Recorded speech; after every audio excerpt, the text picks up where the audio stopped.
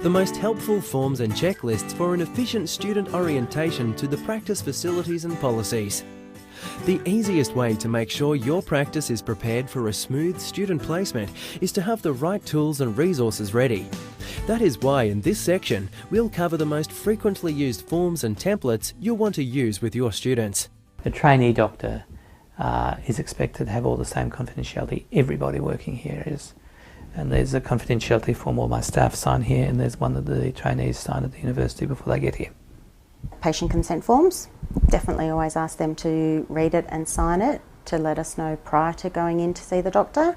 And the medical students consent form, we ask them to read the confidentiality form, and whether or not they do help out with the care plans and TCAs, then we go through templates on our software, Medical Director, so they're aware of how to use it and any shortcuts that we may have invented.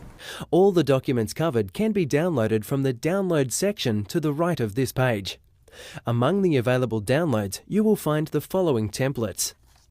Student's Welcome Letter with introductory information about your practice and services.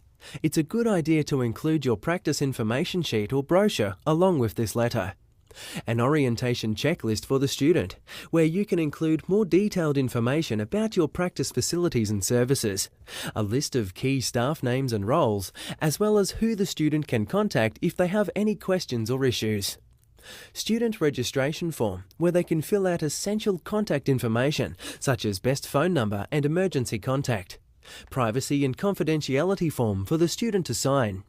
Patient consent form and waiting room sign. And a timetable planner to map activities to undertake during placement. You can refer to Part 2 for more information on timetabling student activities.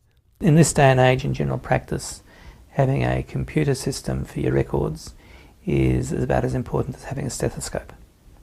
And so when I get a student, the first thing I do is I log them onto the computer and say, play with this program, see how it works, make sure you can use it and become second nature to you. And that's probably the first couple of hours of every student that's here. Well, I actually give the student their own identity within the program, so that when I've got the student, for instance, assessing a patient, the student will fill in the notes as if he or she was a doctor, and then I'll have a look at them afterwards and agree or disagree. This concludes Part 4.